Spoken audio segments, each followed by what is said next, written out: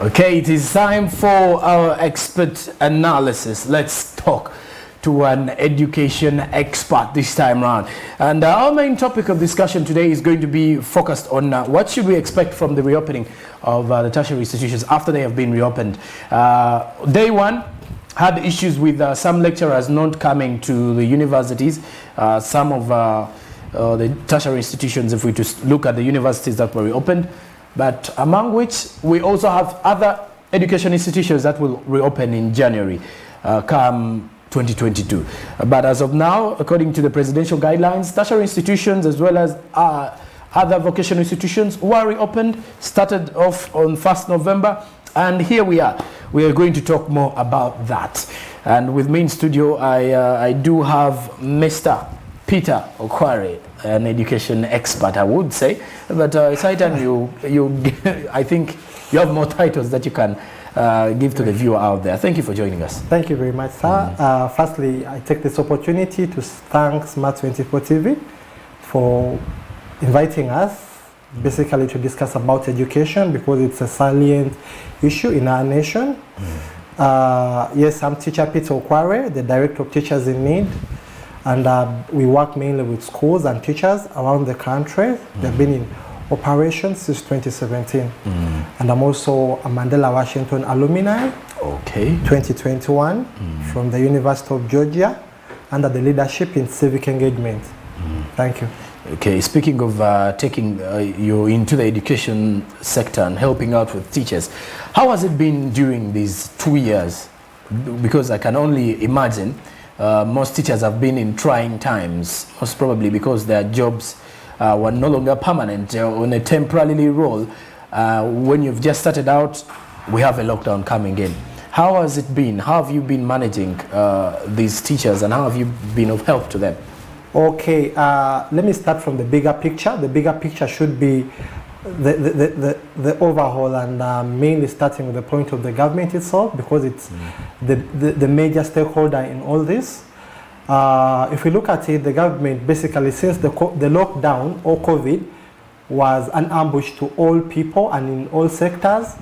So we firstly appreciate the government because it has supported mainly teachers who are on the government payroll. They have been receiving their salary, meaning they are being managed well, regardless whether they have been at home. There are countries whereby, I believe there are countries in Africa whereby even teachers on government were not being paid simply because they are not working. But in our nation, teachers were working. So that we give our government not even a credit, but we give them a distinction 100%. Now the biggest challenge comes with the teachers in the private section, or the private sector, that those are teachers in private schools and private institutions. These ones, basically their source of income of survival is school fees. And when parents don't pay, it simply means that schools can't finance or can't meet the daily needs of their teachers and all the support staff in those various schools. Now, a big challenge has been that surviving, or the survival mode and approach of those teachers has been extremely complicated, and so many have been disappointed. Others have even gone out of the profession, and others ended up doing jobs that before we were telling our learners this is a job which you should never do, but at the end of the day, because you've actually been through education, and they tell you it is not worth doing. Like bricklaying, they will tell you it's not worth doing. Bricklaying, it's not worth selling manda. Whenever you do a crime or commit something in class, a teacher will tell you you'll end up selling charcoal. But now you have seen so many teachers selling charcoal in order to survive. So the situation has pushed us to the wall.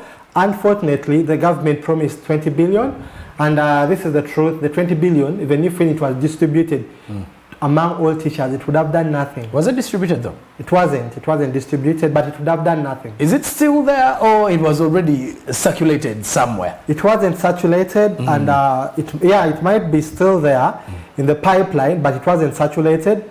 And even if it was circulated, all of us, at least each person, would be getting 10,000.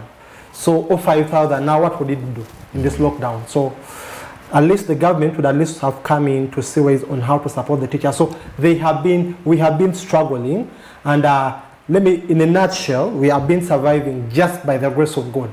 by the grace of God, and just being innovative and creative to see ways on how we can live. Okay. Speaking of surviving and situations, away from the 20 billion that the government had promised to give, has the government even ever reached out to any, I guess teachers have already got themselves into associations that are quite different. Exactly. Is there any possibility that the government has sent any money away from the 20 billion to facilitate the teachers? Or any government organization? Now, if it comes that there are two types of facilitation. Okay. Now, let me talk about them differently. The first facilitation, if the government has been facilitating the teachers on the payroll, those are public teachers, it simply means that that area has been done well, and we give them 100%. Now, if it comes to the private sector, whereby we also belong to the government simply because we are teaching children of the nation.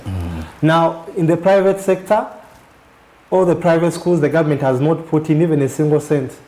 We haven't been supported. Besides not only just being supported financially, but also seeing ways on how teachers can be supported with a lot of psychosocial support. Even the food itself, when they are distributing the food, with the teachers, we are excluded. And apart from those, any teacher who got food, you had to gaze that you are not a teacher. So if you tell them that I'm a teacher, they will not give it to you because teachers were not included in the food distribution during the first lockdown.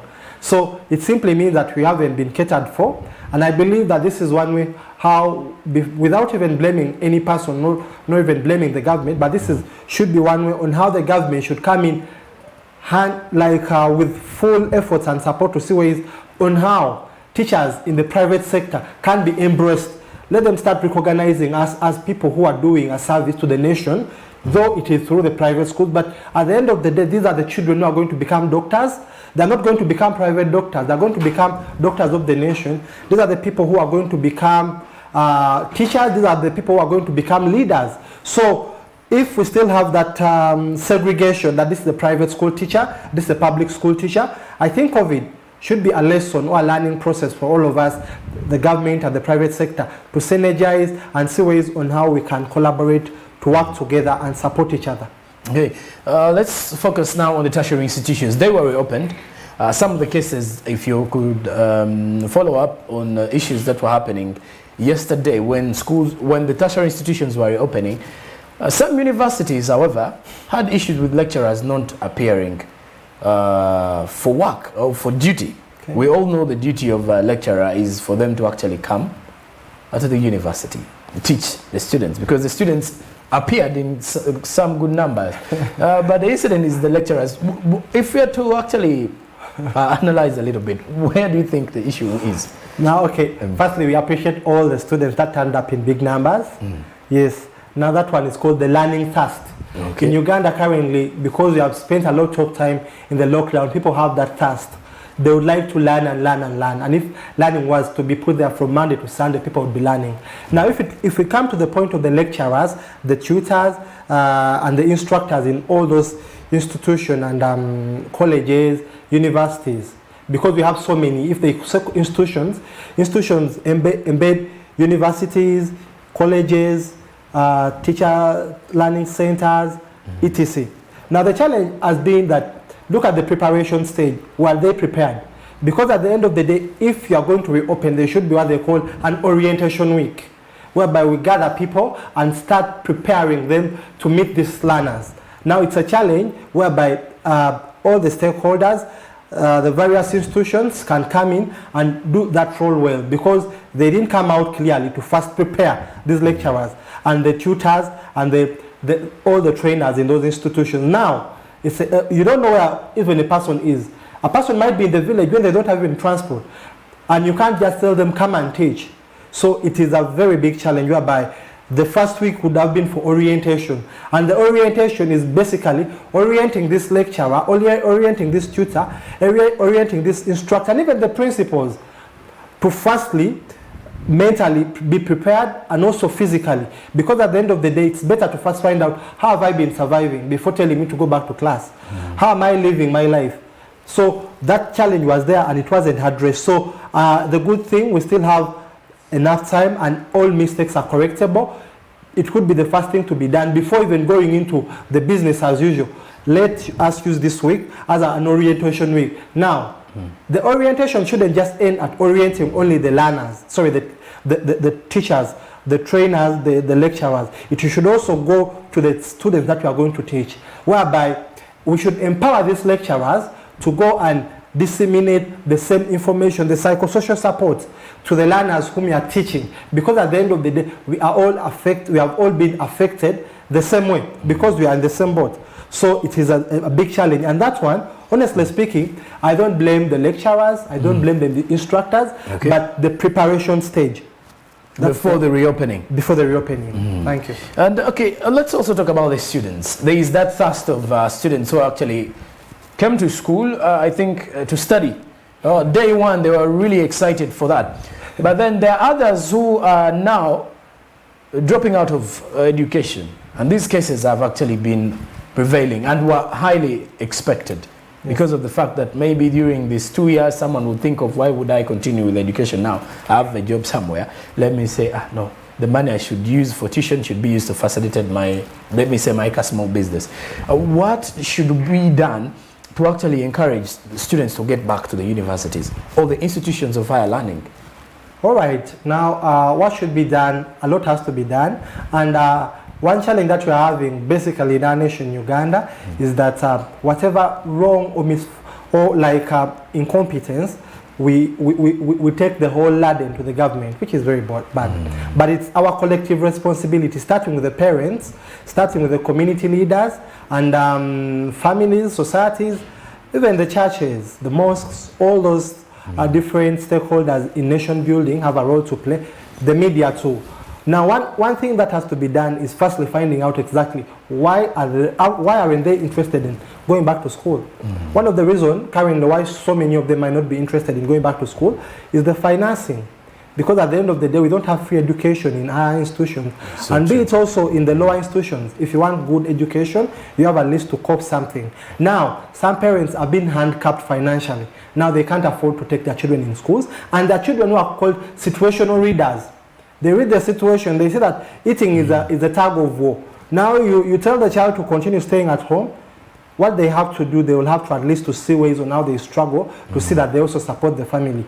And in so doing, they end up not being taken up by what they are doing, then giving education a third priority, or even relegating it into the dustbin over learning that now education, I'm done with it, let me focus on making money. And if you look at what is trending currently, a big number of our school-going children or students, girls and boys, are rushing to the Middle East. Why? Because that's where there is a safe haven, whereby a person knows I'll go and make some money. Because at the end of the day, we are not certain that after this reopening of schools, we won't go back to another lockdown. We are not certain with the way how things are moving. So people are not certain, the students are not certain. Now what has to be done is firstly, if they should be put, we should have so many forums, we should have so many platforms whereby we should engage these learners to find out exactly why. And then those ones who have gone to schools, let us empower them to become the ambassadors, to motivate and inspire these ones who would have lost hope and trust. Because at the end of the day, if you look at those ages, teens, 21, 18, 19, that is a very delicate age that needs a lot of support and guidance. Very tricky, that age bracket, really. Yeah. And okay, speaking of that, institutions were reopened, these institutions were reopened, and some of the institutions from elementary and secondary also wanted to be reopened this month and saying they have the capacity to actually follow the guidelines of the SOPs. But my question is, and my worry is, do you think these institutions of higher learning have the capacity to curb the virus? Because that is where the most, where the focus of the government is.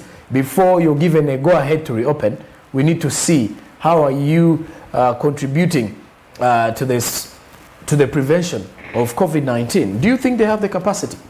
Wow, that's a very good question. I wanted to dodge it, but since you have brought it, let me address it the way how it is. Now, in most cases, if you're analyzing or if you're evaluating capacity, you look at the father in the house. Okay. Yes. If you are evaluating the capacity of a home, you look at the father in the house.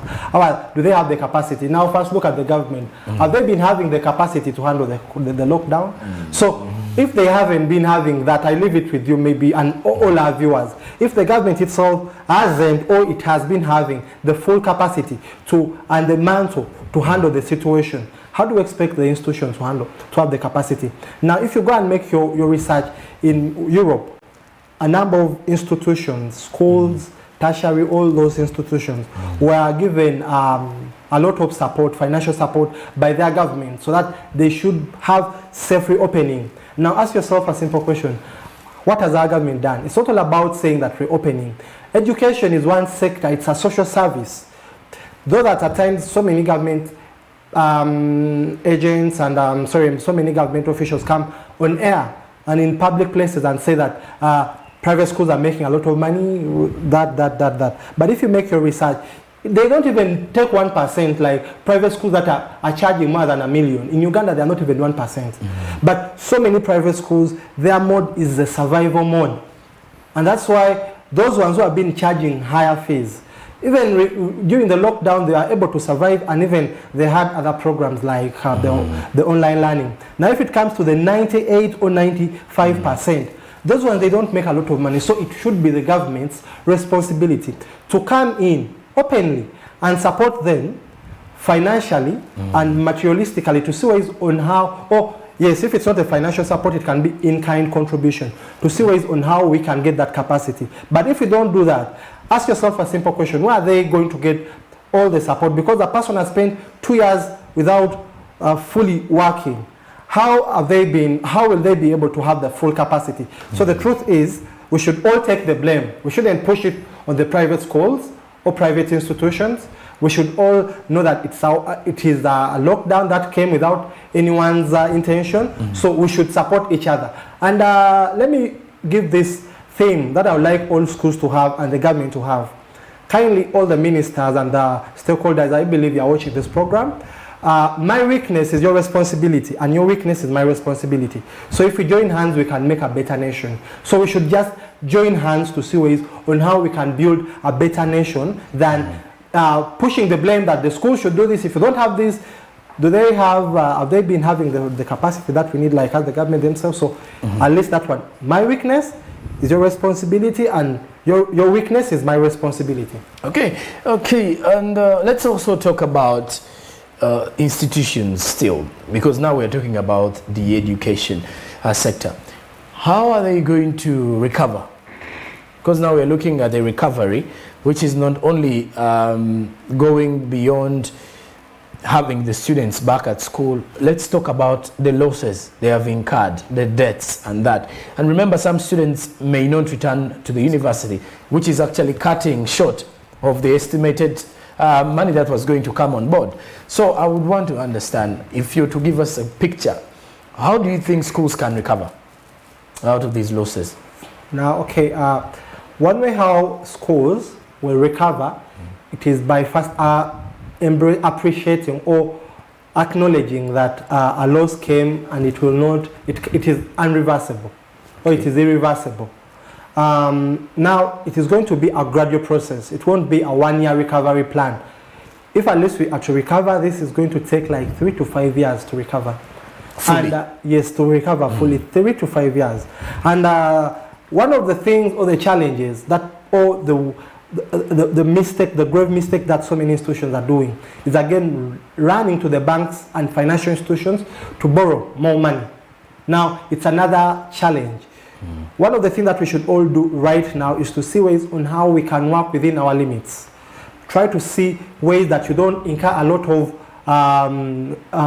loans, because at the end of the day you will have to refinance or work very hard to see that you meet the payment plan for that loan. So the recovery approach or the recovery mode is firstly acknowledging that we are in this we are in the mess, but it's going to take us 3 to 5 years.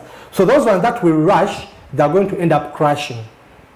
Now, the second thing that we should all do is that, firstly, working together, like institutions should open up what they call a partnership, a parent-school partnership, to see ways on how parents can understand that they are the ones to support the schools, and even how schools should understand that they are the ones to support the parents. Now, we have been having schools whereby a child starts with zero balance. You have to pay to zero balance. But right now, let us be honest on this. So many parents are struggling because a number of them have been kicked out of their businesses, and even not just businesses. Others were laid off from their places of work. Yes. So now what has to be done is for schools to firstly be very accommodative. Very accommodative. Is it time to give room for some half bursaries or something? I think it's the right time. As long as you see that you are getting your operational costs. Because at the end of the day, this is the right time whereby we should support each other. Don't look at your colleague as the one who is your savior. But let us look at each other as each other's savior. Let the school look at the parent as if parents are our saviors, and let also acknowledge parents look at us as if we are their saviors. You get the point? Whereby if a parent comes and tells you that the truth is I may not be able to afford paying this and this school fees. If there are possibilities, try to talk to people to see that we retain and maintain the children, all the students in the school. That is the other thing. Then, all schools, one of the simplest and the cheapest recovery approach is buy data, buy airtime, start calling your parents to find out how are they faring with life, so that at least you can build that relationship, because others might fear to bring children back to your schools or our schools based on the past history. In our school, you don't pass the gate without having this. But if we open up the platforms to see ways on how we can interface and interact with them, it will enable us to build a leveled platform on how we can get them back. Then the other thing is, it is a role that at least I will encourage all schools to play in supporting parents. There are so many parents who are taken up by work. And at the end of the day, this is one thing that our education system, all the people fail to understand. A settled or a financially stable parent will also be a very empowered parent in terms of paying school fees. So as schools, if the good thing we have the main halls, we have the gathering areas, when schools will open, at least try to use your schools to put up programs and platforms whereby we can support the parents. Call them on the weekend, call business acumen and the specialists to train them on how to manage their businesses, how to manage their finances. Because at the end of the day, you are empowering a parent, they are getting from you as you're also getting from them. It shouldn't just be a one-sided battle that give me when I'm not giving you. So that is very important. Then the other thing that we are also looking at, it goes back to the point of what the Chinese and other European countries do. They have what they call business partnership. If I'm supporting you, your business, I will also support you. Okay. You get the point? Now, this is a challenge that most schools do. A person comes to you, you don't know what they do, what you're interested is about the school fees, but try to find out what are all your parents doing, and see ways on how you can also support them as a school. The ones that are in like maybe food production, buy from them, empower them by buying from them. Why should you support a person who is not supporting your school? That is being harsh, but that's the reality. Because at the end of the day, I'm giving this parent money, and at the parent in return, they are going to be able to pay school fees. And if that parent might not be having school fees, do what they call the barter trade. The person brings the child to school, the parent brings the child to school, and they bring the beans, which they are selling, so that the child is studying, and this one has given us the beans and the posho, so that at the end of the day, we are supporting each other. Because, as you have said, 3 to 5 years, they are going to be years of recovery. And finally, it goes back to the teachers themselves. Now, without looking at other players, we should also look at the ways on how we can empower teachers. How are we going to empower them to see that they become informed and transformed in terms of their financial decisions? How are they, the way how they make the informed choices? How shall they be living? You find that most of us at school, we have been inviting, or we had a policy, teachers should be at school at 6 and leave at 6. Yes. But latest 7. Latest 7. Hey. But the truth is, we should do one thing right now. let us give them an opportunity or a chance to come and teach. If they have their side hustles, let us just embrace them, support their side hustles. So at the end of the day, you'll be having a settled teacher. He knows that I do some other things in the evening or during the weekend, and during the class time, I'm at school.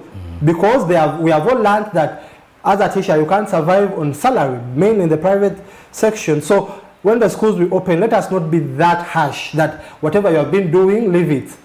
So should be, this time you're going into a season whereby it is more of understanding each other. Okay. And the worry here now is how a school, because we're saying how a school is going to recover. Yesterday, as I was scrolling through the timeline on Twitter, there was a document of one of the bigger schools in Uganda, to be precise, a secondary school. And if you look at the fees that were aligned for the upcoming term, it was shocking and that people were actually asking themselves, why does a secondary school have a tuition, rather a fee structure that totals up to 2.8? 2.85. Yes, and this is where my worry is now. Yes, it was 2.85. And I was asking myself, if a secondary school is actually calling for 2.85, and then even university tuition, if you add university tuition plus functional fee, you may not even reach 2 million on certain courses though. Now, my question is it because we've been under COVID that schools have now got it, have actually got a new tendency of increasing the fee structure to upbeat their losses? Okay, I think that one is a technical question, but let us speak the reality on ground. Okay. Now it is like in any form of operation, school or education also has what they call the business arm, and also there are categories.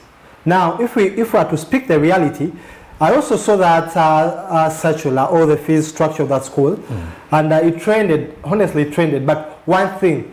Was it an authenticated circular? That is one question that we might not be knowing. Was it because it might be having like the stamp and all that, but is it from the school? Now, if it is from the school, one thing that we all have to acknowledge is that I'm not speaking as a PR of that school, but in reality, you find that there's levels and target clients. That school, its target client might not be you and me. They might be having a clientele that they're targeting. And it is one in a million school. There are so many other schools. So if I might not be able to afford that school, there are people who can afford that school. And if you also look at its reputation, it's a school of reputation. So they have their own purposes, why they do like that. But what can bring all the situation to a level ground? As you have said that, are schools looking at the situation, at least to see ways on how they can patch the gaps and the blows that have been affected on them because of the lockdown? I would say to some yes, to some no. Now we have two types of schools. We have business-oriented schools and service-oriented schools. Now with a business-oriented school, regardless of their standard, their purpose will always be business because they put in to get money. Now, service-oriented schools, which are more than the business-oriented schools, their purpose will be the service. Unfortunately, we are living in a society whereby they don't prefer or they don't fancy things of service. They prefer things of, was your school in the newspaper? Was your school the best? Where is your child studying? We have a lot of, we like hyping. So at the end of the day, you find that schools that don't advertise themselves, schools that are service-oriented and service-based, that are doing the real job, they never advertise themselves and they never charge that much. Okay. You go to a school, if they charge like 400 or 500, what a parent will say here, there's no standard. They also want expensive schools. They want, yes. Okay, okay. Let's just try to sum up the situation. Where do you think our sector of education is heading to in 1 minute? Wow. Now, our sector of education, okay, now this is a challenge that whenever we talk about education, people think education is just teachers or schools. But education is the parents, the media, and other stakeholders, And the government mainly plays the oversight role. Now, the situation of our education, it is very painful on my side as a teacher that we didn't use this situation to go back on the drawing board to find exactly what we should do as a nation. This was it has been an opportunity or a blessing in this guy that we have lost. This was the right time for us to redesign and restructure our education and empower all the stakeholders, starting from families and parents. What is their role in education? So if you haven't done that, it simply means that we are going to go back in the rat cage. That rat cage. So we are going to go back to our default mode after 3 years or 2 years. So there's nothing. So this might be just the wind or the storm. Okay. But I'm disappointed that we have not learned anything, we have not changed, and we have not done anything for our nation in order to come up with the education we need, not the education we want. Okay. Indeed, we need a certain type of education, not the one we want to have. That is coming in from Peter Okware. I think you can actually take that from him as well. We've been analyzing the state of education sector in Uganda. The tertiary institutions were reopened and they are resuming. But of course, because time has actually run out for the show. For all of you who have been joining us, thank you very much. We've been streaming live on YouTube at YouTube is Smart24 TV, Smart24 TV space live. The website is www.smart24tv.com, and on Facebook we're streaming live on Smart24 TV. I'm Joram Paul Sonko. Till then, thank you for joining us. Ciao, adios.